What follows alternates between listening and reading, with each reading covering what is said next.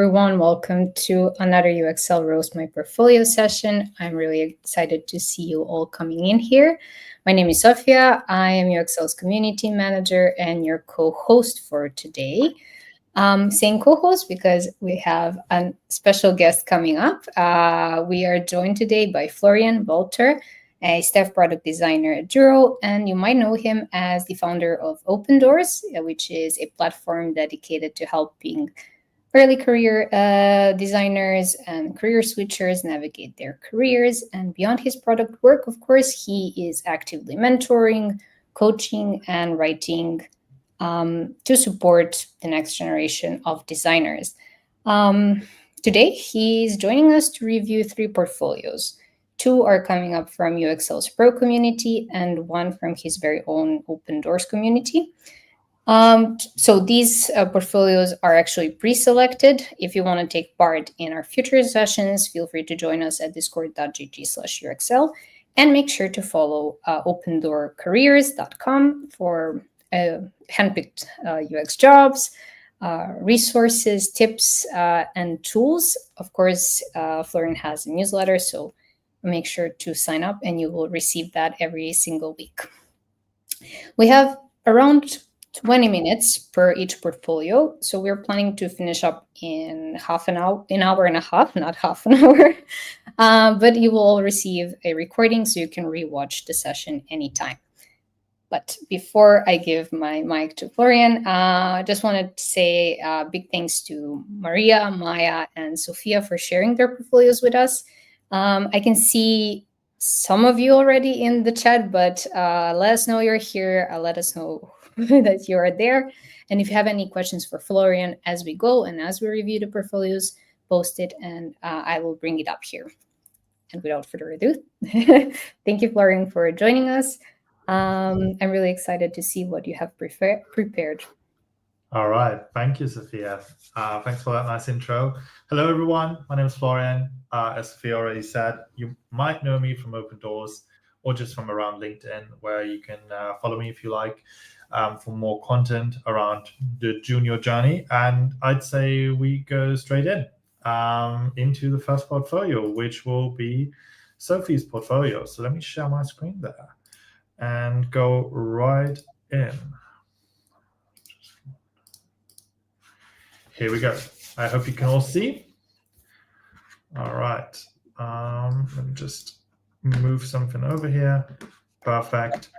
All right. So first thing I look at in a portfolio is not the work. Actually, I look at the intro, if there is one. I always hope there is one. Sophie has one. And yeah, so I see it's clearly written and it's like, it's not just, hey, I'm a UX UI designer or I'm just, a passionate designer. There's actually something in here, which I find really interesting. So Sophie introduces herself and says she's obsessed with how minds click, swipe and buy, onboardings, paywalls, behavior design, Spanish, based wherever inspiration strikes. So that's interesting.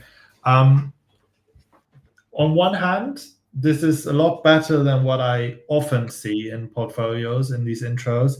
On the other, I still feel there's a lot of potential to make this more appealing to the types of roles that Sophie might be going for. So I think it's always this kind of question, do you niche down or do you kind of stay super broad and just describe kind of like top level skills that you have here? And Sophie already tried, I think, to kind of niche down a little bit by, I think, going towards, and that's just me reading the title, like going towards like e-commerce and things that are, very customer and consumer facing, with paywalls and buying and swiping, which reminds me of kind of TikTok and apps like that, which is interesting. So what you have to basically think of is like when a hiring manager looks at this, they are thinking and looking at it through the lens of the product that they work on, that they are responsible for, that their company is making, right? And so when you think about that, they obviously, so if you apply, for example, at a role let's just put Instagram, okay? Like that is a very hard one to get into, but like let's say Instagram, and you apply for a role in the kind of like team that's responsible for the feed. Okay, so you want people to like continue to scroll and like continue to kind of engage with content and all that kind of stuff. So if they are looking at your intro, do they see something that's like super applicable to the role that they have and to the team, to what they're working on? And in this case, well, it depends on the role you apply to. There's a lot in here. So like click, swipe, and buy, onboardings, paywalls, behavior design. If Sophie applies to roles that are like very consumer facing and involve a lot of this stuff, then I think this definitely appeals already. The second task is to follow up with that in her work, which we're going to check out in a minute there. But if she would apply for a role in B2B SaaS, for example, nearly none of this is relevant. Like click, swipe, and buy, not really relevant. B2B tools or SaaS tools are very focused on getting a certain job done. And you don't want to, like, you don't need to engage the users and like lure them into like certain behavior. So like this is a positioning question, really. Like, where do you position yourself? What roles do you apply to? Onboardings is the one exception that actually matters in B2B SaaS a lot. It's a very important part, but this is only one of the like 6 things that she's name dropping here. So I mean, obviously don't know what Sophie's going for here. Like if you're there in the chat, like feel free to drop, like if you have kind of a preferred type of company, a type of product you're trying to shoot for. But if you're going broad, then this might be niching down too hard, and instead you do better focusing on certain skills that you are really good at that might be applicable across the board. But if you are niching down a little bit more and trying to aim at these types of companies, then perfectly fine. Like, but then obviously don't spend time applying to like B2B SaaS roles, because they won't find this necessarily appealing. And obviously this is not like a deal breaker. If someone reads this and sees your work and the work is highly relevant for them, then this doesn't make them close the tab immediately, I would say. At least I would. I don't, as a hiring manager. Like I would never close a tab just based on this, but it sets the first tone. So let's take a look at the work then. Unless there are really, yeah, you do want to focus on apps then I think, apps, consumer facing apps, that is good. In that case, might be worth, I'm not sure how much worth the last bit is about where you're based, especially if you're flexible. I wouldn't necessarily mention that then even. Instead, maybe really call it by its name and say, like you're specializing or focusing on consumer-facing experiences or products, whatever you want to call it. Like ChatGPT can help you, or any other AI can help you shape those sentences and make them very succinct and like targeted. But I would maybe name drop that because it can't hurt in that case. Well, let's look at the work then. So it's good to know that, because now we can look at the work she's done here through the lens of, someone wanting to go into more consumer-facing type of apps and work. So the sort of score. First, I'm gonna just review the work that I see on the homepage, and then we're gonna go into the case studies. So I see a website redesign for a surf school. This mentions an outcome, higher conversions. I love that. That is something I always recommend to people to do.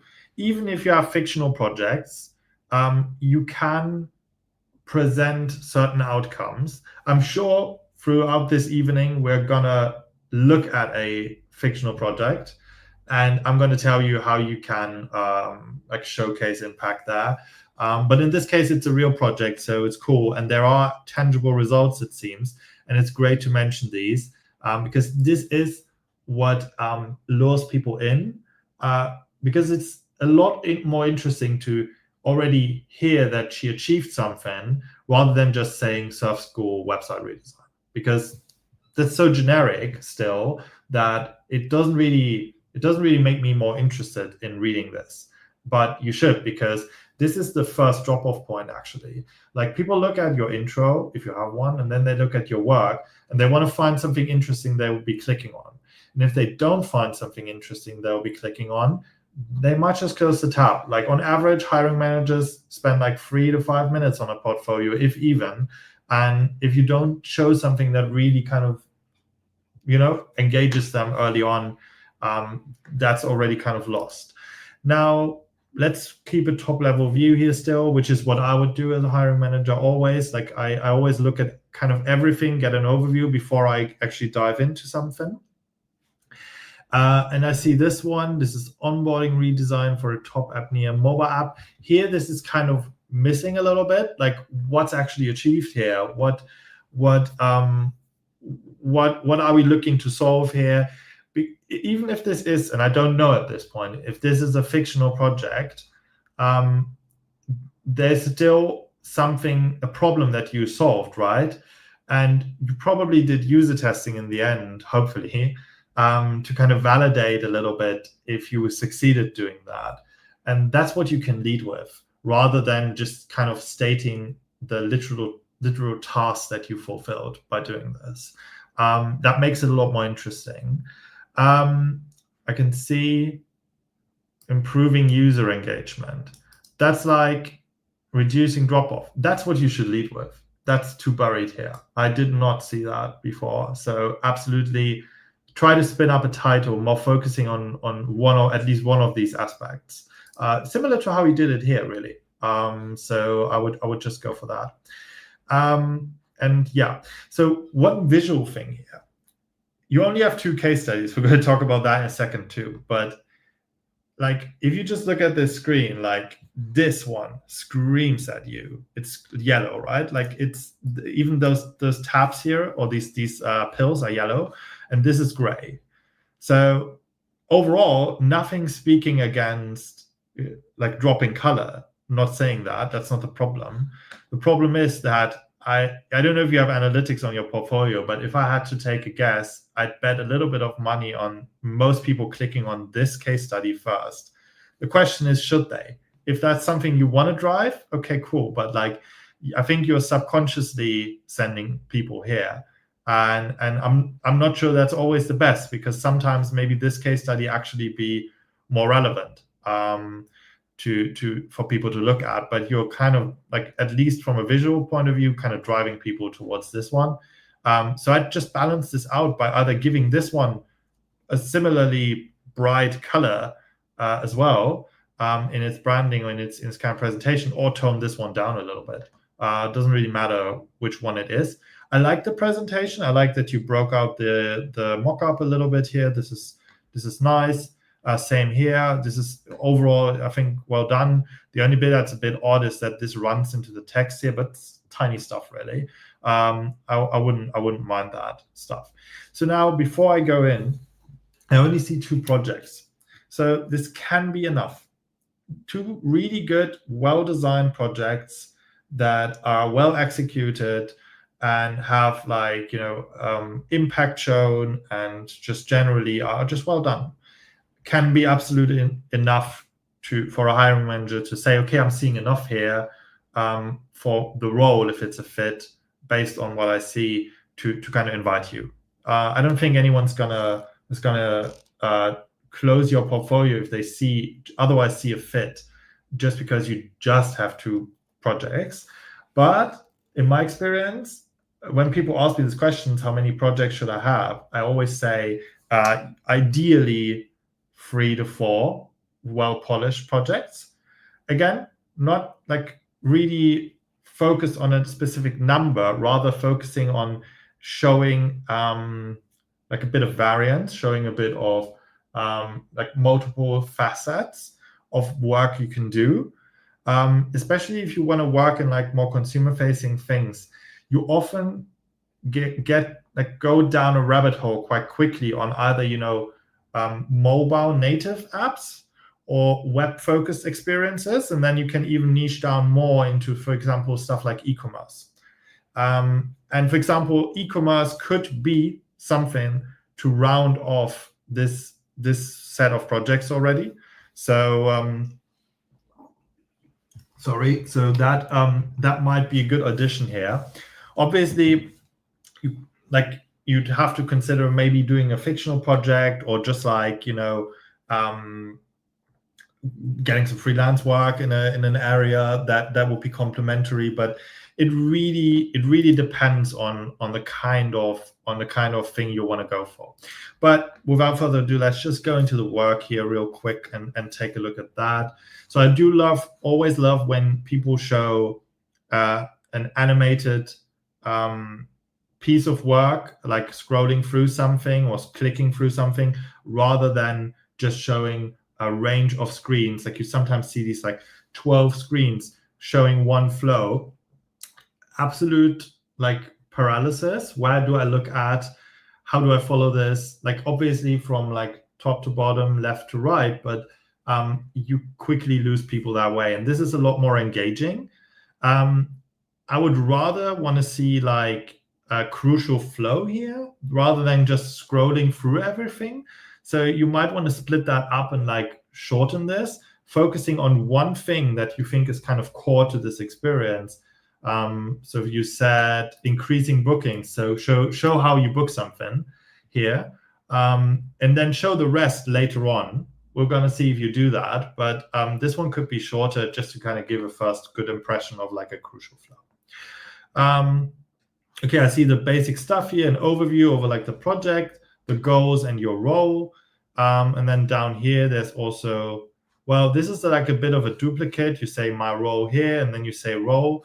Yes, this is a bit more extensive, although I have to be honest, people at best scan this. They don't necessarily read this in full. So I feel like this might even be kind of wasted a little bit. This is the information I would be primarily looking for as a hiring manager. And so yeah, that's everything I need really. All of this stuff you can tell me later when you're actually doing it.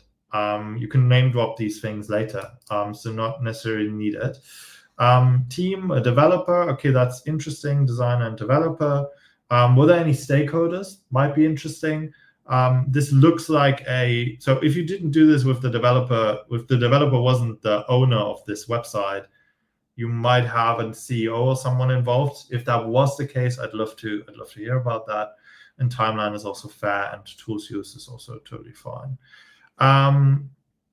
So research, yeah, that's kind of where you start usually. So it makes sense. Yeah, you mentioned all that stuff, the heat maps and Google Analytics here. No need to go about that here. Like, I know that sometimes you think, and I was saying when I was a junior, like it can't hurt to repeat this, right? It can't hurt to drop this. It can't hurt to drop that. All of a sudden, you have a really long case study, and you don't know like why, and you don't know what to cut. Well, that's the stuff to cut. Like make it as succinct as possible. Always, like you want people to scan this. You don't want people to read this end to end. So make it easy for them. So you have findings here. That's nicely broken down. I think it could be even better if these sentences were like even shorter, like at least these two. These are perfect. 2 lines is perfect. Yeah, that's nice. Like, I'm not sure you need the actions here already, but like the findings, that's great, because a lot of people go into lengths explaining this, like how they got to it, which user said what, and all that kind of stuff. This is nicely broken down, so I like that. Only way to make this better maybe would be to kind of visualize that even with like, I don't know, iconography showing like, or making a connection to the finding or something. But honestly, bonus points at best. I like this, so that's good. Great. Wireframing, prototyping. Okay. Again, nice kind of condensing of things, because no one really needs to see every little step you took along the way. It's about the outcome, really. It's much less like process is important, but it's fine to summarize your process. It's totally fine for me if you summarize certain bits of the process to make sure that you don't walk me through every step.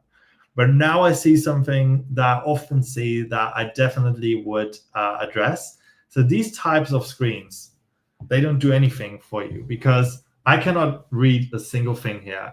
The only thing I can get from this is I see, oh yeah, you did a fair amount of screens here, but that doesn't get you anywhere. Like that's not something that really, like, there's no real value for me looking at this in that. I'd much rather see like just a snapshot of one of those screens that addresses or shows something that is mentioned here. Text and visual should always correspond. But instead, I see a bunch of screens I can't look at properly, so it's not really giving me anything. So instead, if you want to have a visual here, pick one of these and like present it nicely, maybe even in a mock-up, like really, really nice visual presentation. Or again, you can work with these kinds of walkthroughs. So yeah, whatever you prefer here, really. Now we have a before and after. This is nicely done, I would say, summarizing the things that were not so good and how you address them here, how you solve these problems. I think this is quite well done. Yeah, I like this. This is also not too much. Sometimes I see these with like every page in every detail annotated. This is well balanced, I would say. And then we get to the results and impact. So you show it actually really nice. This is some additional proof. Again, this corresponds with the text, so well done. And those are good results. And I think very tangible. I like that. So that's definitely a strong kind of case that I like. Not sure you need to kind of drop everything here. This feels like you were done here. Like if you would have ended here, I'd be perfectly fine. I'd be very happy hiring manager. Go back to your homepage and actually go to your next project just to take a look at that too. But now I'm hit with this, and it feels like you remember, oh, I have a few more screens to show. I just dumped them here. You don't need to do that. Like that's like, I'm not saying this is kind of like messing things up for me, but it's also not doing anything for me. Like I'd still skip this. So sometimes less is more. And I don't really think you need to also show off the flow here again. You already did that a couple of times. So feel free to get rid of that, really. Don't feel attached to that. And then next steps, that is actually a fair one, because this seems like an ongoing project, and you seem to have identified things that are like would make sense to address moving forward. That's good to show here. If you wanted something more to talk about, you could also talk about learnings. That's one more, but I like them when there is a meaningful learning. Sometimes people just say, oh, I learned how to prototype better here. Don't need that. Like that's not a good learning. That's like, you improve your skills. Okay, you do this along the way, it's normal. But if, for example, there was a critical situation collaborating with someone, and you for the first time had to resolve a conflict with a stakeholder, that's something worth talking about here. If you didn't have that, perfectly fine to skip that section, in my opinion. Only say something if there's something meaningful. But yeah, next steps is otherwise a good one. Someone commented on like, oh, it's a lot of yellow. Yeah. My main problem with this is that this yellow for me now is kind of attached to this case study, and but it's also in the top, like it seems to be part of your brand. But then again, it's only attached to this case study. So there's a bit of confusion around the yellow. I'm perfectly fine with you having that yellow as your kind of signature color, but either attach it to a project or attach it to everything or to nothing. Like that's my take. But make sure that you have some differentiation there. All right, just gonna quickly go into this one. I know we're like a bit tight on time, so I'm gonna just go quickly through this one because you follow a very similar approach here, very similar kind of structure here. And I think a lot of what I said for the first one will also apply to this one. You went through a couple of other steps here, obviously. Now we have a screen dump again, or like this kind of like showing off, and that's not doing anything. I think we went through that. So same thing here. I like that. Like this is different from your other case study and showcases a skill you didn't necessarily show in the other case study. This is what I meant when I said, if you have a couple more case studies, you can show some variants, some different kind of types of skills highlighted. This is exactly what I meant. If you had a third one where, for example, you could show something else, I don't know what it could be, like in terms of your skills, but that would maybe help. Or you could emphasize something that you already highlighted before and just kind of like really show that this is something you always do and you always do really well. Also a chance for that. Yeah, this is before and after again, annotated. I think it's fine. I think you did, what you did better in the other one was you actually had like arrows pointing towards the sections where that particular thing applied. And this feels a little bit off, like alignment wise, like these seem to float and they're neither aligned with the mock-ups nor with the other text here, which feels a little bit odd visually, but it's okay. This is obviously contrast wise, like I'm not sure why you need that, like why you need to show that down here. This threw me off when I saw it. But to be honest, like not a big point. You see, I'm mostly looking at like structural stuff and I'm not a designer who's necessarily going for a lot of visual stuff. That's me. I currently work in B2B SaaS. I'm really more interested in how you solve problems. But if you're more opting for consumer-facing roles, visuals play a much bigger role. And so fixing that kind of stuff is definitely worth it.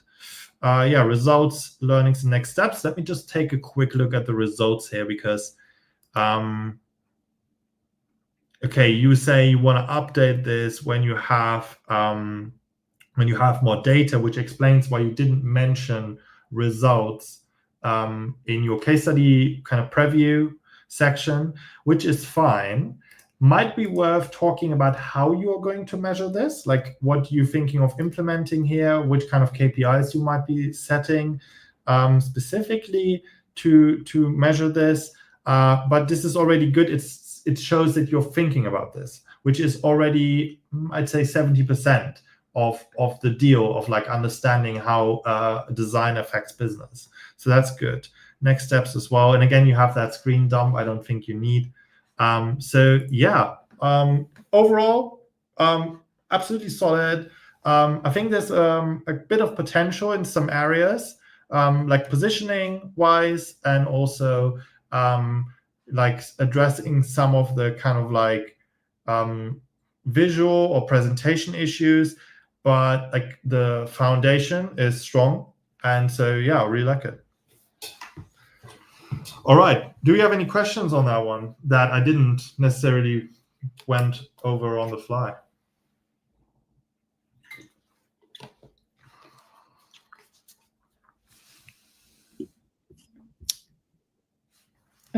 So far, no questions from Sophia, but she did add a few comments here.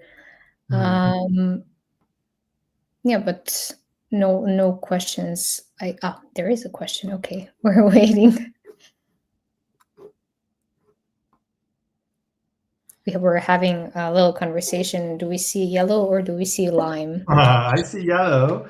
I have to be honest, I'm a designer with a mild color blindness. So I won't guarantee. I always double check with hex codes if I'm in doubt. But I don't know. If people are seeing lime, then I'm gonna take your word for it. Oh, that's super interesting. Yeah. So is that a question already, Sophia? Like why or? No, I'm just too. It's been super because I've seen it before, and nobody goes to the about section. So I know for a fact that isn't necessarily true. Like I didn't, mainly because of time. But what I can say for sure is, if people go there, they only go there after they saw your work and the work resonated enough to learn more about you.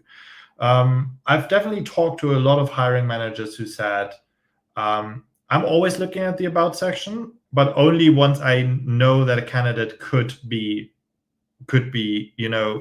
have potential for our role, because obviously you only want to invest in the person if you see a general fit. I don't know what your analytics show if like no one's going there. One way to kind of counter that a little bit, if you really think that people should see more about it, is getting rid of the separate page and append it down here. You have a lot of space because you have only 2 projects here currently, and even if you added a third one, you still have a page that isn't scrolling very far. And I've seen nice executions in other portfolios where they just appended this section like slightly separately at the bottom of their homepage. And then you obviously don't get to use as much space as you did here. You would have to cut this down. But if you want to say something about yourself, give a bit of an introduction for those that are interested, you can absolutely still do that down here without disturbing or distracting from your work. So yeah, consider that if you think that's valuable. I think it is valuable. Like I said, hiring managers are generally looking at this, but yeah, not always if they are not interested and don't see a fit based on your work first. Yeah. Yeah, cool. I don't know if that answers your questions well enough. 25%, that's still decent. I mean, if that is the case with what I said, that people will usually go there after seeing your work, and again, your GA should probably kind of let you see that because you can see where they visited before. But if that holds up, that is 25% of people coming and thinking like at least that your work was interesting enough to learn more about you as a person. I don't know if that also translates and converts into interviews. Probably not to 25%. But also, I don't think anyone was thrown off by your about section. I think it was nicely done. It might be a little bit too much. Like I think it might just be, if you think about, again, no one reads, everyone scans. I think social proof here is really good, or testimonials. Like this is good to have. I'd cut them down to the absolute essentials. Like the most powerful quotes are usually enough. And you can also kind of like cut this down. Like always think with a rule of 3, for example, like what are the 3 most interesting random facts about you? Just to cut this down, make it more likely that people actually get something from it. That's always something I can recommend. But otherwise, this is a nicely done section. Like it's definitely one of the better ones I've seen overall. Like about sections often can be very generic or also very non-personal. I've seen people just talk about their design approach, which is not what people are looking for when they go to your about section. They actually want to learn something about you and who you are, like kind of as a person just behind the design. So yeah, cool. Do we want to go for any more questions before we go into the next one? Or do we want to? We can jump in the next one, and if we have some time left over at the very end, we can go back to some of the questions from the viewers. All right, so save your questions then that are not necessarily directly tied to this. Okay, so yeah, let's continue here. This is Maya, right? Yeah, I think because it doesn't say the name, which is always, I'd say, good to have. So I'm going to go on bio here. Yeah, Maya, exactly. Okay, I do think that is good to kind of like lead with your name. If you go for full-time roles, and tell me if you don't, if you're going for freelance work, we are talking about slightly different requirements here for your portfolio.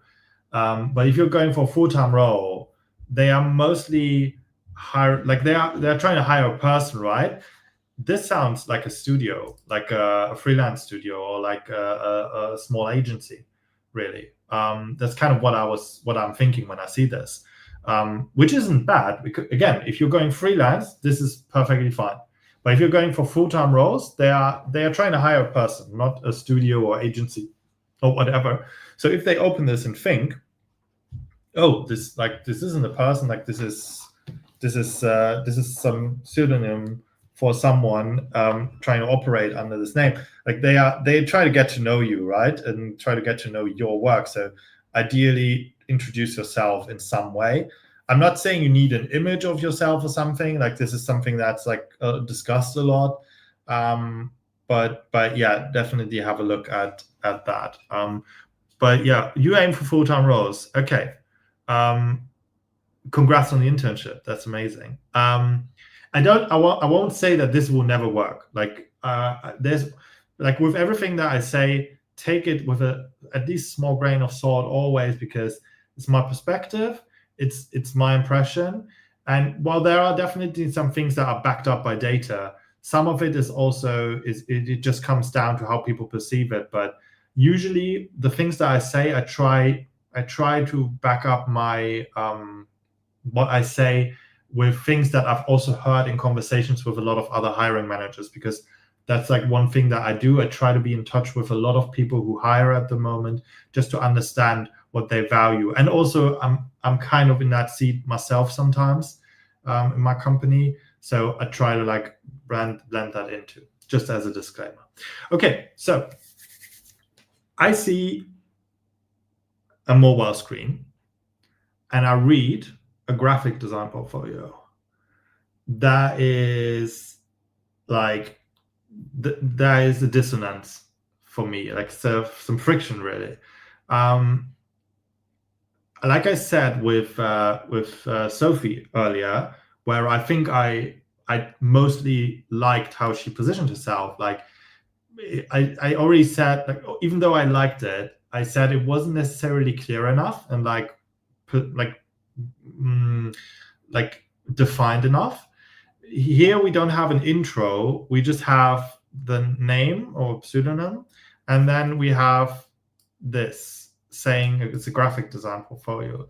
So now if you applied for a UX role with me, well, the screens would make me think that you probably do have some UX work in here, but this would make me think that you're trying to like go for everything. You're trying like shotgun approach, go for like a lot without kind of niching down at all. And so yeah, and so that's interesting. You say your university forced you to do a general graphic design portfolio. That's interesting.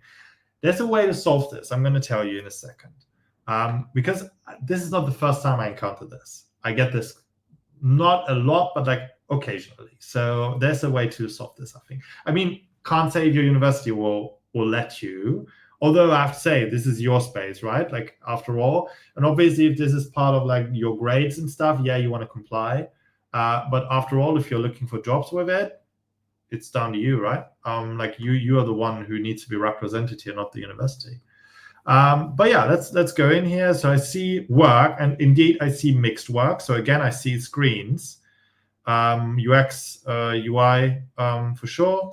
Also something here that is probably that here as well. But then here I see poster, branding, also branding, again, branding. Not sure what that is, just photo. Then I see the same brand again. And so at this point, I'm not even sure these are different projects like that you show here. Maybe it's just a grid. I mean, the grid itself is nice, like it's visually appealing. I like that. But I'm still, and here's also again the same brand, I'm still a bit confused as to what you're going for, really.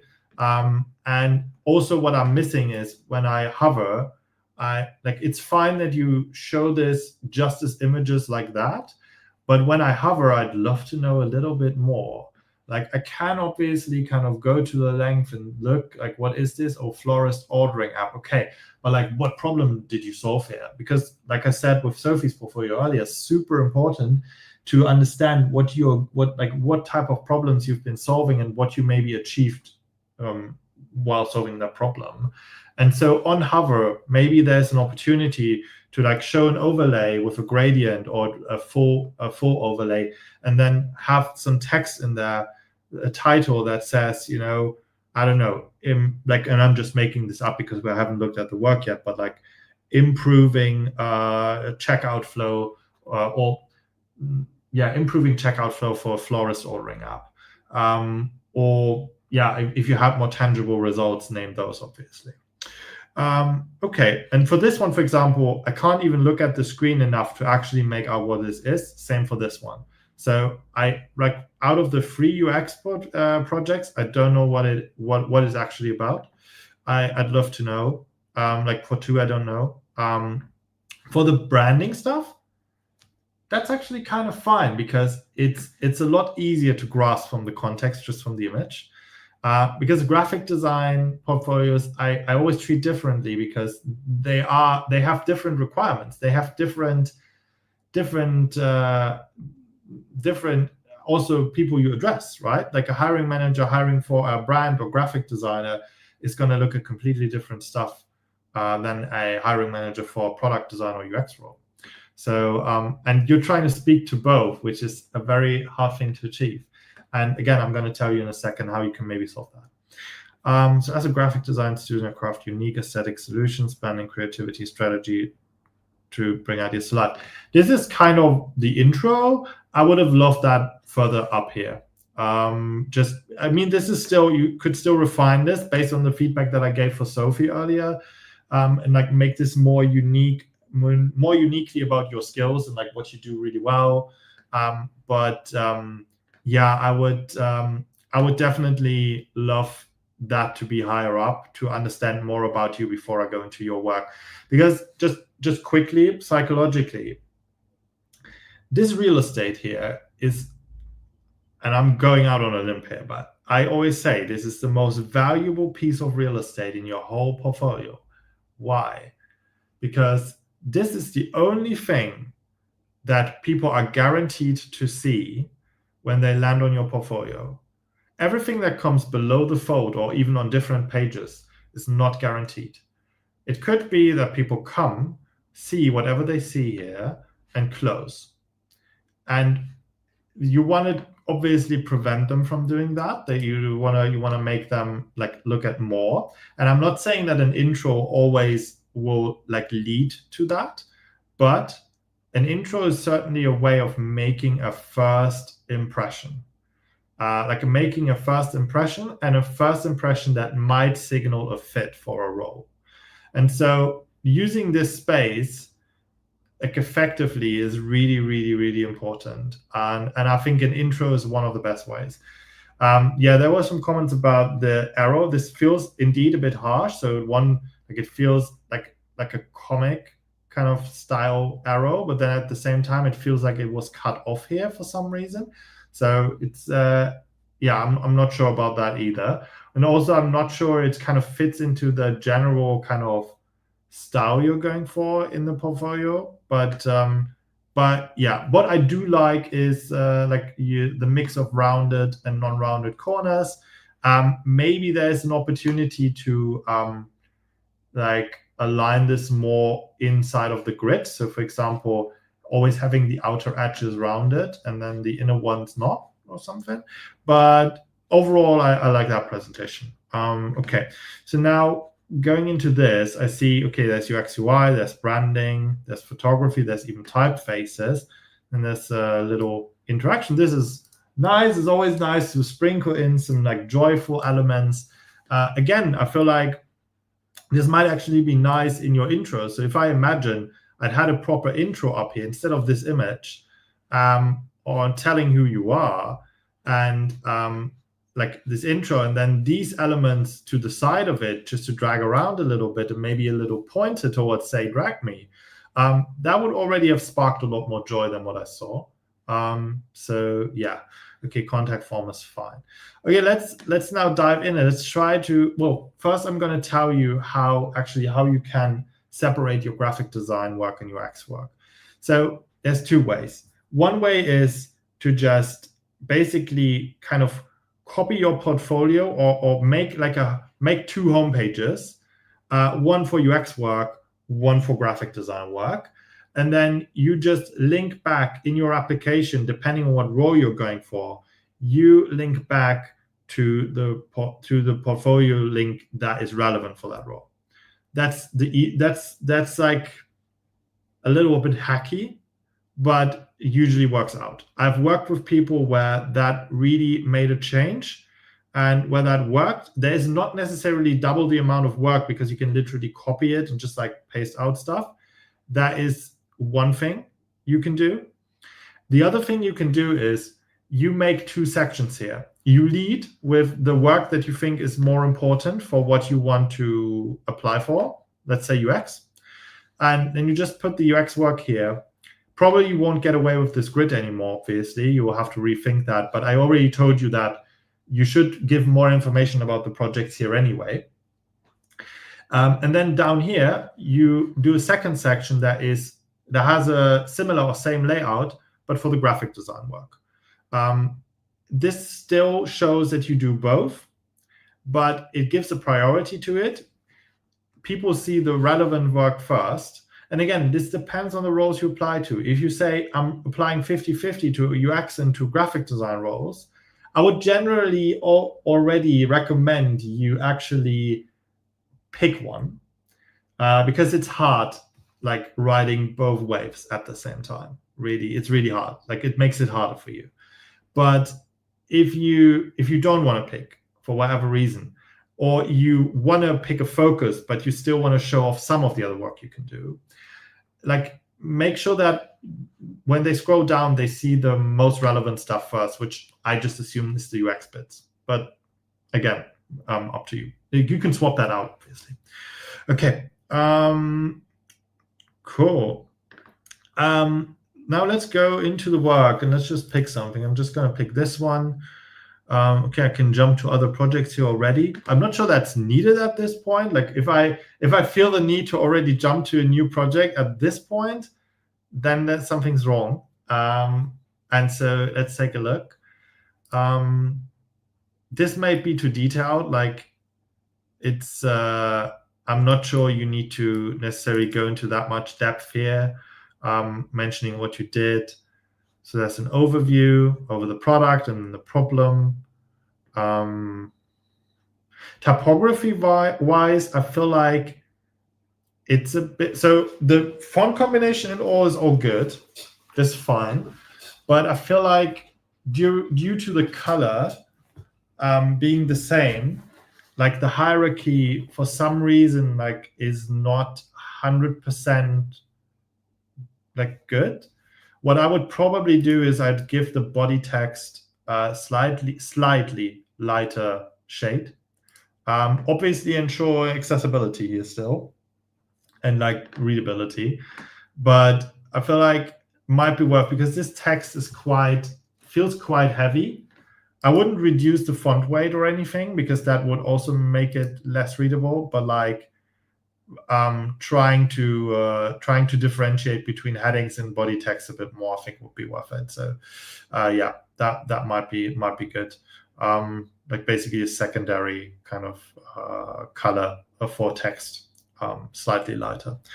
So now let's have a look. Yeah, I mean, that makes sense, not scrolling that much. You said you did this to have people not scroll that much. But I want to read the case study, or I should read the case study, right? I don't want to jump into something else just yet. So a lot of people have the other project at the very end of their case studies, which is something I would recommend in this case. Because if I'm done scrolling here, I can switch to the next one. But you would want to, like from a psychological point of view, right? Like from a user flow point of view, you would want to make the user complete this and then go to the next, and not start to read this and then jump to the next, or even not start to read this and jump to the next immediately. Okay, but let's go in deeper. Like, let me understand why you have these visuals here. Or this, is it one and it's still a slideshow? I'm not sure. Let's have a look. the slideshow is definitely too slow for anyone to wait on that. No, it's actually different screens. Okay. I like these types of mock-ups. I think they look quite cool. Although, yeah, I have to say, like, they feel like they're not necessarily always aligned with the design. Like cut off slightly. I'm not sure. But my main problem is I'm kind of missing context as to why I'm seeing this at this point. Like, if you want to give an overview over the work that you've done, I would rather see what Sophie did earlier with the kind of animated walkthrough with the prototype. That was like a good way of like introducing the app to me without necessarily requiring a lot of context. But this feels like I need to understand more before I see this. Yeah, so let me just try to like grasp this. So I take this is probably a fictional project, because this sounds very vague, and like a kind of scenario you'd have for a fictional case study, which is fine. Like, I know that we can't always have real world work as juniors in here, so perfectly fine.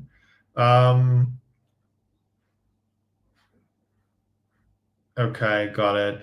I'm already doing a bit more reading than I should, or than I would as a hiring manager. Like, ideally, we make it easier for people to scan this by highlighting stuff. But I see. I'm just trying to grasp the problem you were solving. And yeah, so interesting. But there was an original design, so I'm confused. Like, I'm literally a little bit confused. Like, there was an original design, but where did it come from?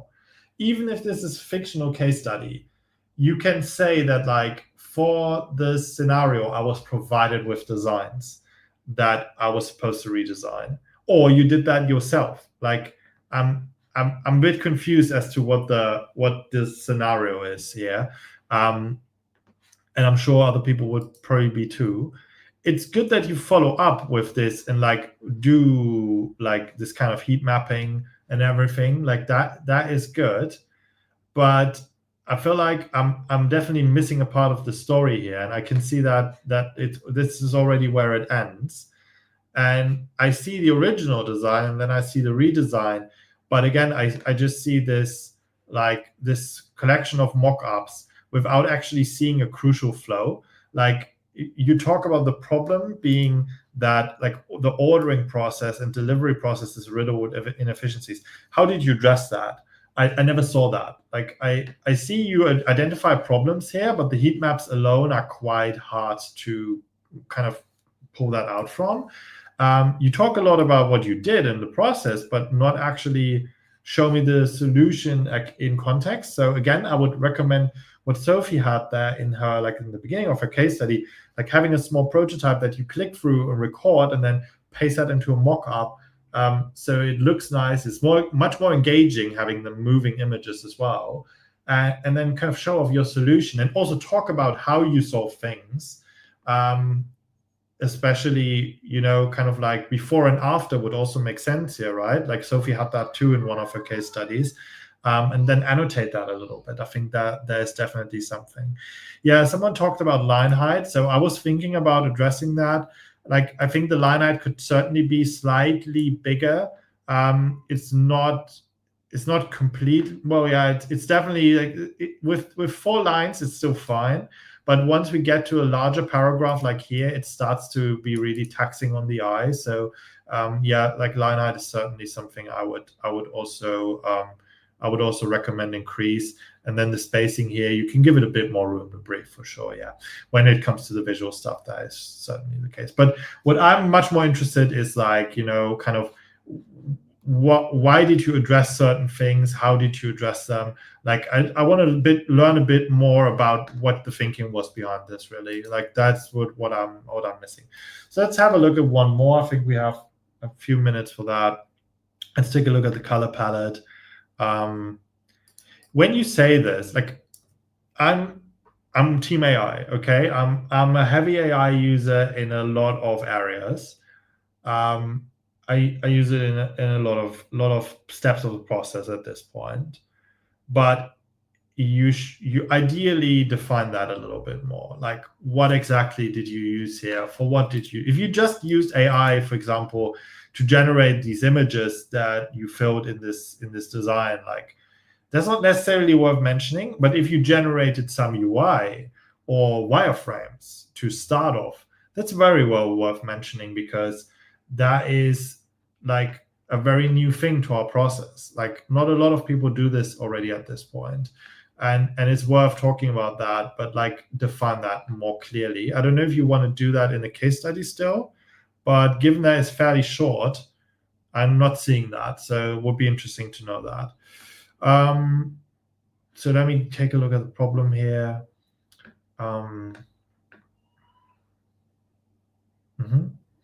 Certainly a problem I've had, yeah. Again, it would always be great if you could like back that up with like, usually what I would do when I had a fictional case study back when I was a junior is, when I was thrown these problems by a bootcamp or from a project that were fictional, I just went and like explored in like early research how like if that really is a problem for people, and then I would already have some data to back that up and validate that problem, which is also, by the way, what I do in a business. Like when I work, I don't just take the PM's word for it. I want to like hear customers show and say to me that this is a real problem they have, and like why they need this solution for it. And so that's something you can already show here, even if it's fictional work.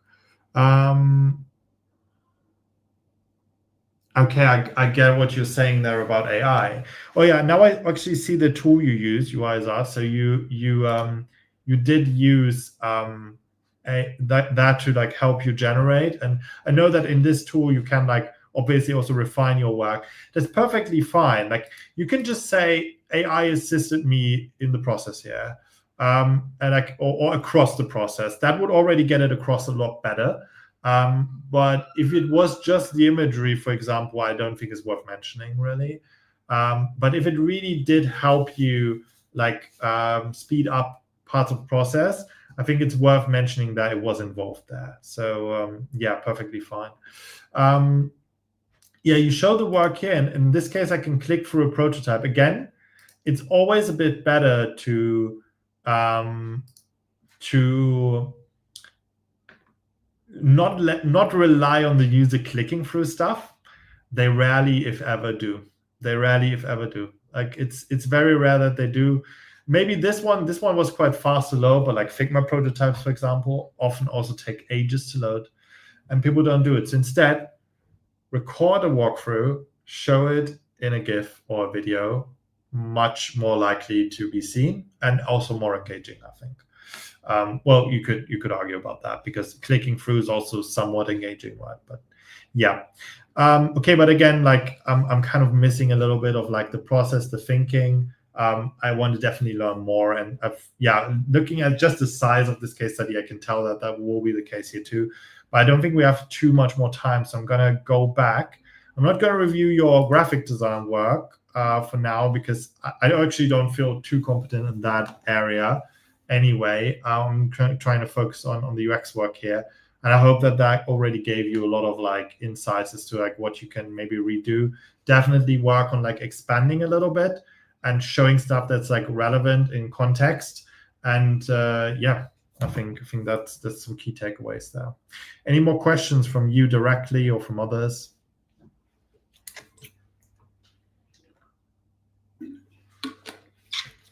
Okay, while Maya does type her question if she has, we have a repeating question. So do you have any comments on the STAR approach while doing the case studies? Yeah, so first of all, STAR is amazing. And if you learn the STAR approach, you are not like you're good. Like you're doing something good for yourself. It's perfectly applied in interviews. If you apply this in interviews, I guarantee that you're going to have more success than you did before you used it. It was certainly a game changer in my last job search when I started using it. Before, as a junior, I didn't. But in case studies, to get back to your original question there, in case studies, star is a bit more difficult to pull off because star is made for giving verbal answers in in a more succinct way. Whilst case studies are slightly more expansive, usually, like more like bigger, basically. And so, like, if you applied this, you probably end up with a very short case study, leaving out some bits that you can get away with having in your case study that are actually valuable to talk about and to show in a case study, rather than, expanding a little bit more. So I think if you like star a lot, and if you try to like embed it into more of what you're doing, take star as a guideline, but do what you wouldn't do if you use star in a conversation and expand on stuff that is really important still a little bit. But keep it as a guideline for like your top level storytelling. Then you can use that. Yeah, absolutely. Cool. Thank you. And no further questions from Maya. So I'll let you get a breather and then you can move on to Maria's. Cool. Yeah. It's always talking a lot on these. So I have a break here. Okay, Maria. Maria came from the Open Doors community. So if you want to join that, make sure to subscribe to the newsletter where I always shout out about these opportunities. And yeah, okay, let's take a look. So Maria went with the photos, perfectly fine. Again, I said there's no need for it if you don't feel like it. But I've definitely heard people, hiring managers saying, I always like to see who I'm dealing with right away. Then there are more critical voices saying, well, this opens the door for buyers and for maybe a career advisor I had once said, what if you just happen to look like the recruiter's ex-boyfriend? And obviously this is hard to argue with, right? But then again, it's not that likely, in my opinion. And so I don't mind if people go with that. So I think it's a nice presentation. Put your name big here. Maybe I would swap the font size of your name with the font size of your intro. We've already talked about intros a lot this evening, but I think if you want to guide people to read something, your name is definitely not unimportant, but I'd argue this is more important. But let's take a look at the content of your intro. You're a UX designer with a background in business and marketing. Cool. Passionate. That's this word that's triggering me a little bit. About usability, accessibility, and efficiency. So let's address that elephant in the room. I read this word way too often. There are memes about it, especially juniors love to use this word. Like, they are super passionate. And you are. I know you are. You need to be. I'm also passionate about design. Otherwise, I don't think I'd be doing this here right now. And I wouldn't do open doors and all that kind of stuff. But this needs to shine through in different ways. Like, just saying you're passionate is it's not doing a lot, and it's very overused. So for me, it's always like when I see this, I immediately advise people to just skip that word, pick something else. If you really want to express how much you love design, there are other ways, and we can smarter ways. We can find one. But the things that you mention here are certainly good. But I would still spruce that up a little bit, everything. So let's start at the beginning. So the title is always important. UX, UI designer, product designer, graphic designer, whatever you go for, whatever it is that you're going for, this should be mentioned here.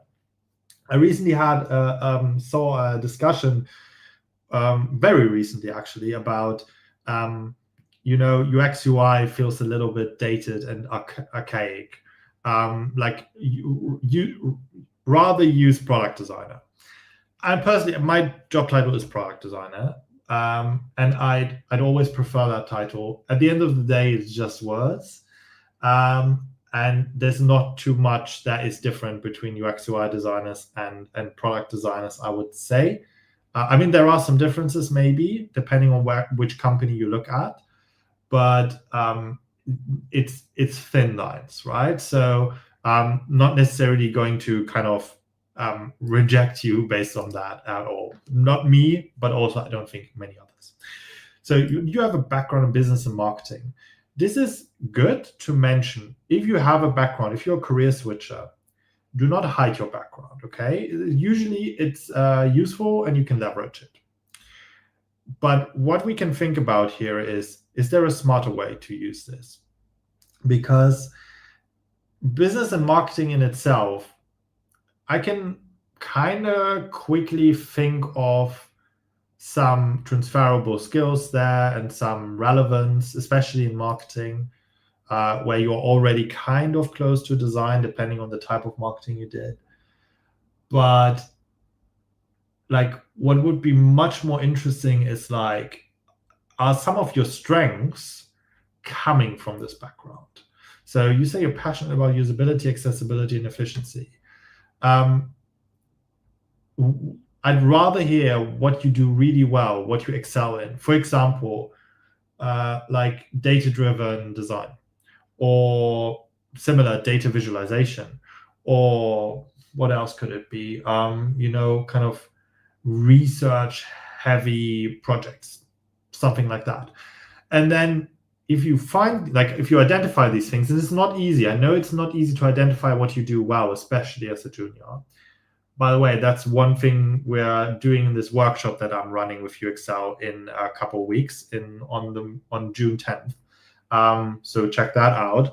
But what we're trying there is to find out what you do really well, and then try to marry that with your background and try to like make sure that you craft a position that appeals to hiring managers for the right roles that actually are a good fit for like who you are as a designer, as a person, really. And this is very, very vague. Like, this is, no hiring manager for no role will see this and think, oh yeah, like that Maria sounds like a perfect fit for my role based on this. But ideally they do. Because you can do it, like it's possible. And so like trying to drill down more here into like what particularly you've been doing here that is relevant, or just like having like some of your strengths mentioned here is definitely worth it. It's highly individual, so I can't give you a template, but yeah, you have to kind of do that work a little bit yourself, or come to my workshop and figure it out there. Or also mentoring is also a way to figure that out. Like, mentors can always help you identify that stuff too. And this is both design skills and soft skills as well. Like, it's not purely about design here. Like, soft skills also play a big role in design. And so if some of your strengths are more in the soft skill area, this is also worth mentioning here.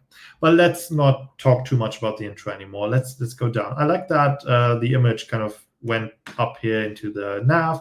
It's a nice, and also the nav kind of like folding in here a little bit and moving over to the side. This is a nice interaction, which I'm kind of used to from Framer, but like always good to see that people are leveraging that tool this way. So that's nice. Immediately seeing the work, which is good. We want to do that. I think we already had that clear earlier in the other reviews. And now I see work, UX UI work. I can kind of clearly see that, at least for the first two. Then I see this one and I think, oh yeah, that's two people looking at a screen. It's probably an app, but I have no idea which one. Like, what have you done here? Like, what kind of work is hidden here? I'd love to see your work rather than two people potentially looking at your work. I want to be that person right now. So definitely pick relevant visuals. I think those are pretty good.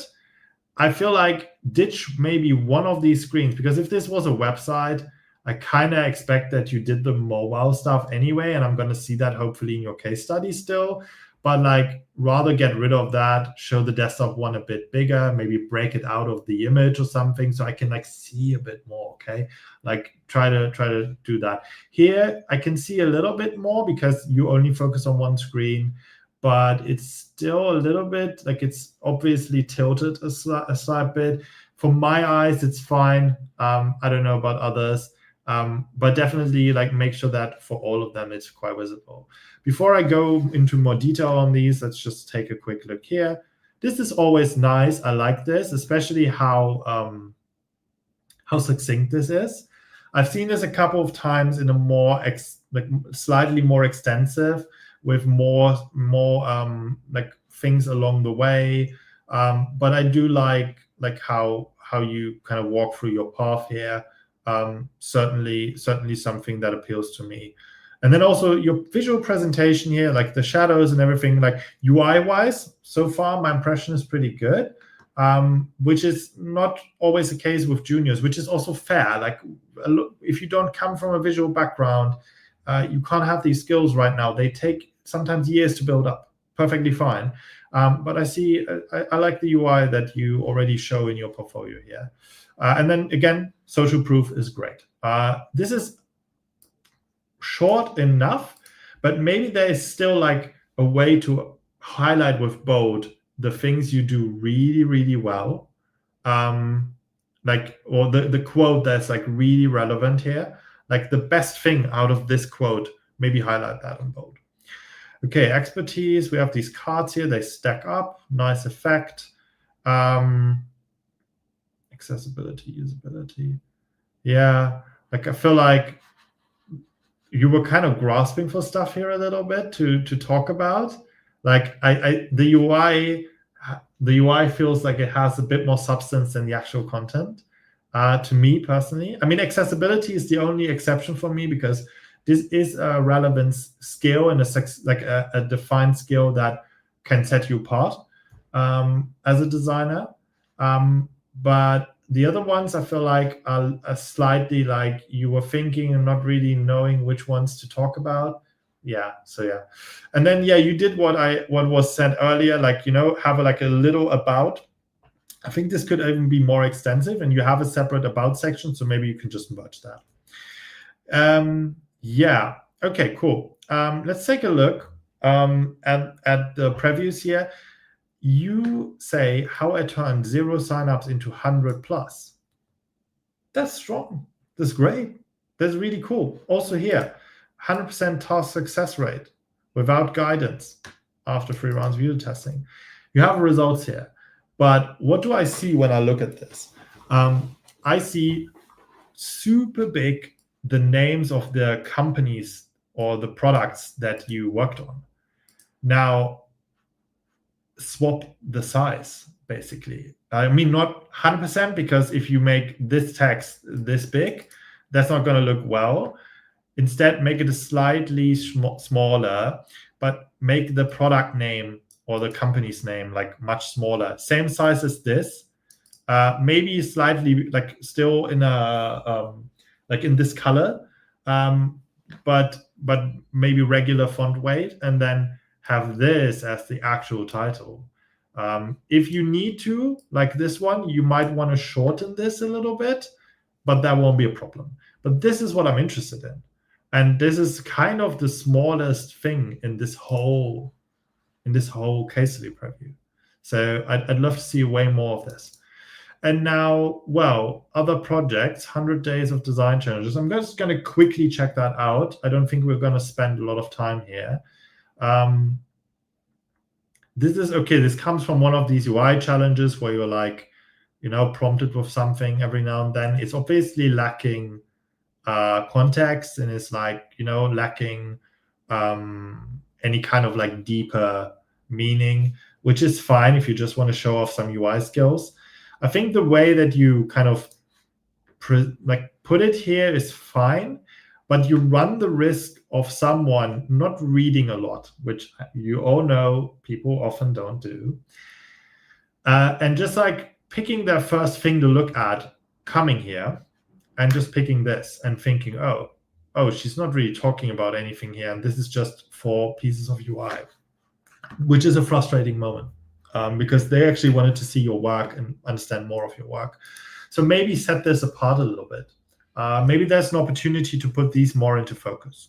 But yeah, so let's take a look at your work. And I appreciate we don't have that much time anymore. So cool. You show the work here. Again, this is an overview. This isn't necessarily your impact, I'd say. These both are. This is impact. 40 plus screens is an impact. That's pure output. And I think this is often mistaken.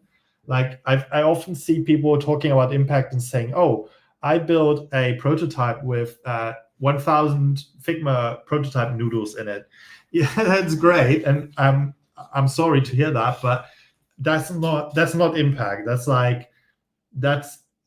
a rough thing you had to do in order to get there, and we kind of all have to at some point sometimes.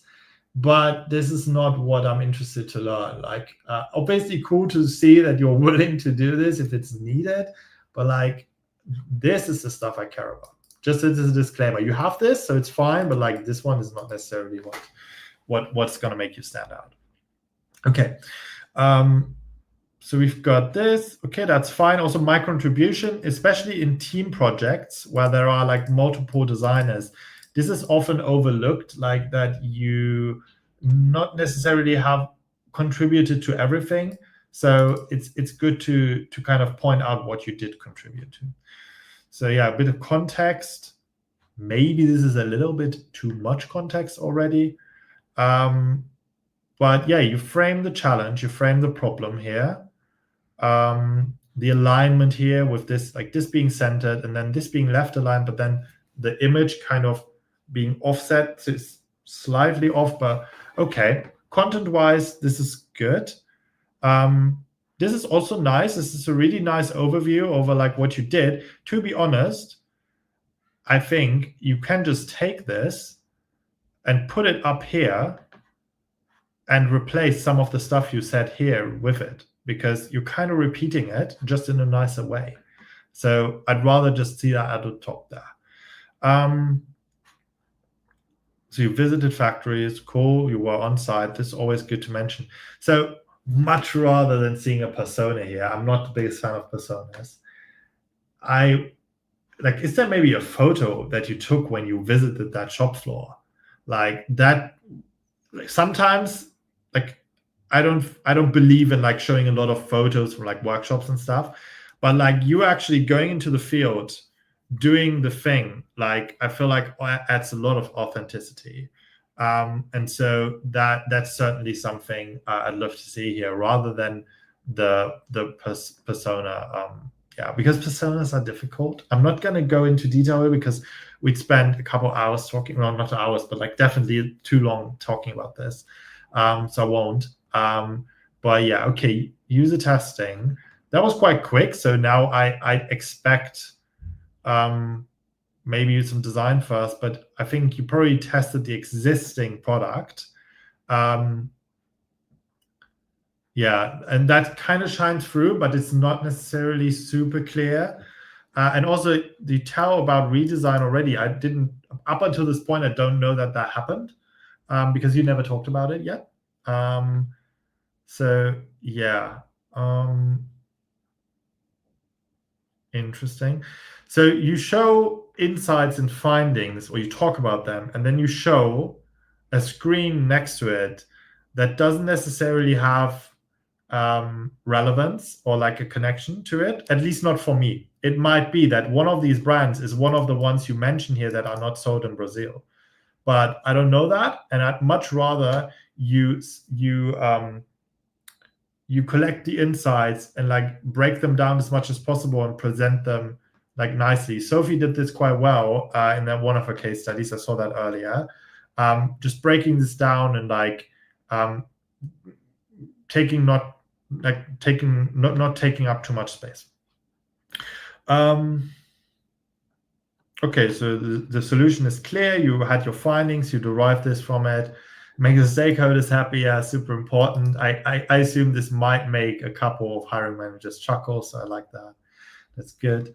And then, yeah, you ideate. Showing some photos here, information architecture. This might not be important because I think this is already kind of a given. You didn't come up with this, so I'm not sure it's needed. But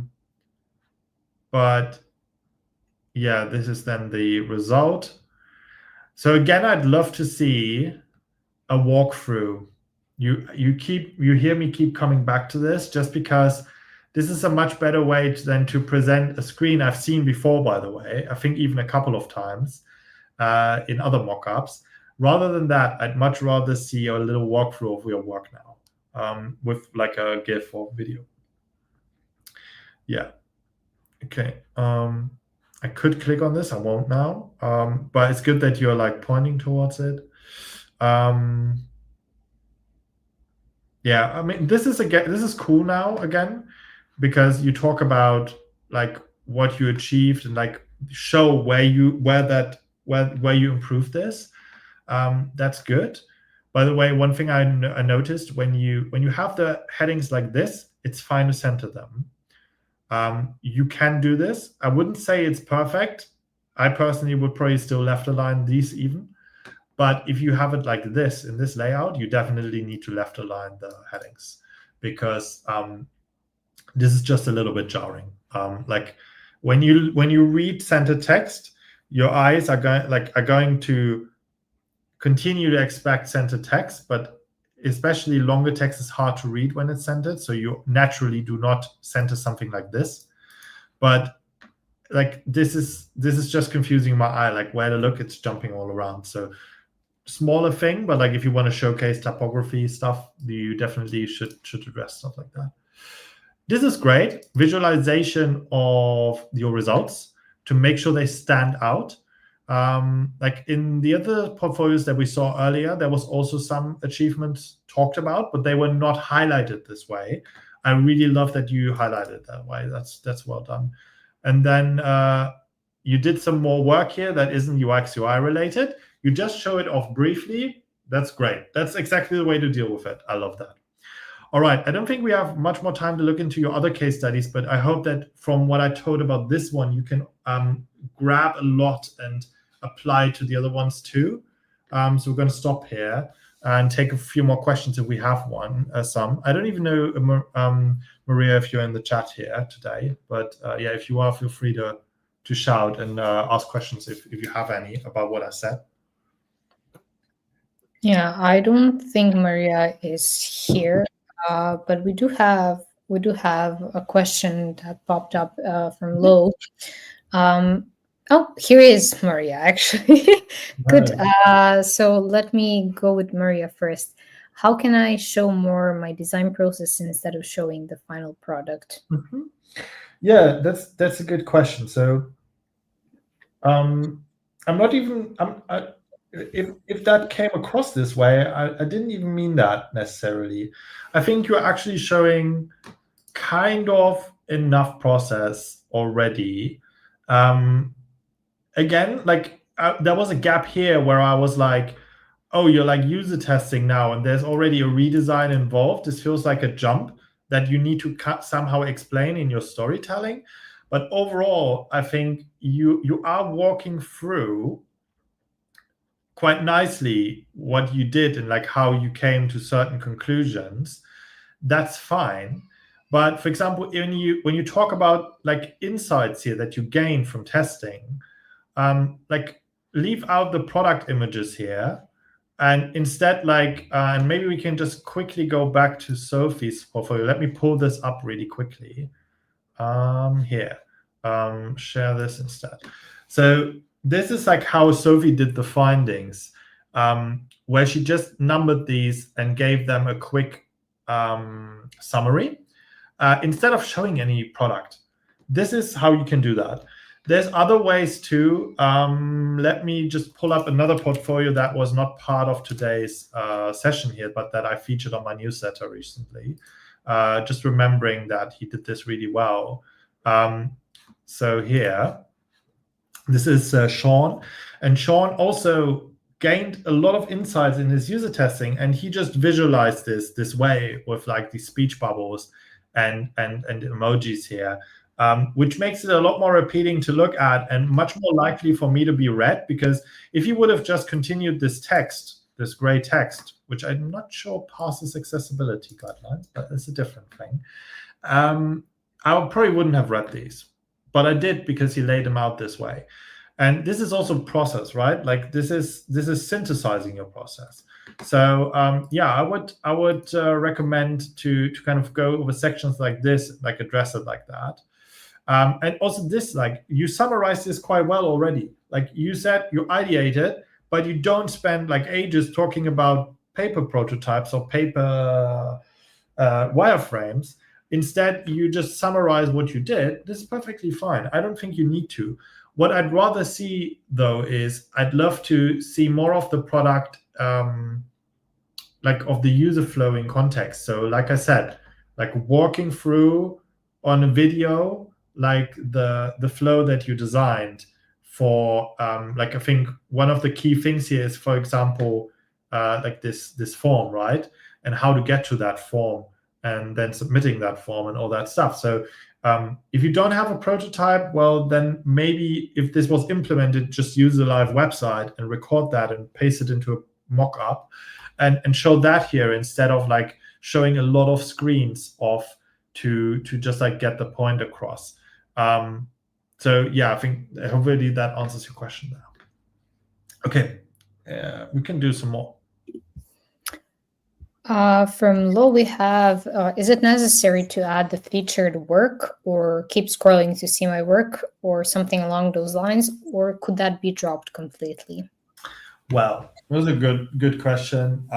Always good if people want to remove things they know or think is redundant. I don't think the featured work is going to do a lot here. So imagine, and you're not the user, but like you're probably at this point all slightly empathetic towards recruiters and hiring managers. Put yourself in their shoes. They receive your portfolio through an application or through a DM or something. So when they click on that link, they know they are going to look at a portfolio, and they know they're going to look like they want to check out your work. So they also expect to maybe not see your work immediately, because usually there is a hero section where people talk about themselves a little bit. This is a common pattern that everyone knows at this point. This is a standard layout thing that is kind of expected. So telling to scroll down for the work is not really needed. Neither is saying that this is the featured work. Like this only makes sense if you have, well, non-featured work or something else that would come further down and to kind of separate that a little bit. I mean, in Maria's case, she has other stuff on this page that she wants to show. And so it might make sense to kind of give that the heading. But would I say that that is like a crucial element? No, because Maria did exactly what is expected. She has a hero here that is telling about herself. I expect this, and then we say below the fold, right? Like below on a smaller screen, it would probably end here. Below that fold, I expect to see the work and scroll down and see the work. If I wouldn't see the work and it would be elsewhere, oh yeah, please tell me where the work is, because that's what I came here for. And I want to see that as a hiring manager and as a recruiter as quickly as possible. So if for any reason, and I can't come up with a good one, but for any reason you are showing your work elsewhere or further down, yeah, please tell me where I can get to your work so I can go there. But if it's coming right below the fold, no need to tell me that this is your work. I'm going to see that. Cool. Any more? I'm happy to take other questions still. I know we're on time, but like I personally don't mind going over a couple. Absolutely fine for me. Let me see if we have something from maybe earlier in the session that could apply to everyone. Mm-hmm.